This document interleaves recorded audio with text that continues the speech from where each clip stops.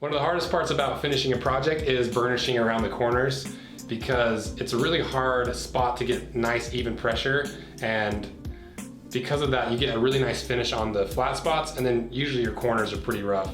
So the way I like to do it is I like to grab the corner between my thumb and my first finger, and I just run the burnishing tool along my first finger, and that way it's just barely touching, just kissing the corner of that piece of leather.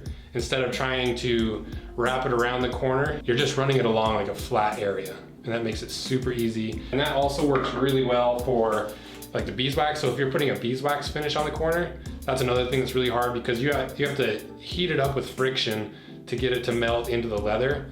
But on the corners, it's hard to keep that constant pressure. If you grip it between your first finger and your thumb, then all you're doing is running it along your finger, and you have enough speed and pressure that it starts to melt. One thing I forgot to mention to make burnishing corners easier is getting one of those flat burnishers instead of one of these round ones. I'll add a picture of what that looks like to this video, and you can buy those at District Leather. I know they carry a really nice one. And if you know a better way to burnish corners, put it in the comments section and I'll try it out, and I'll favorite it so it shows up near the top of the comments. And if it works really well, maybe I'll do another video on it. Just like that.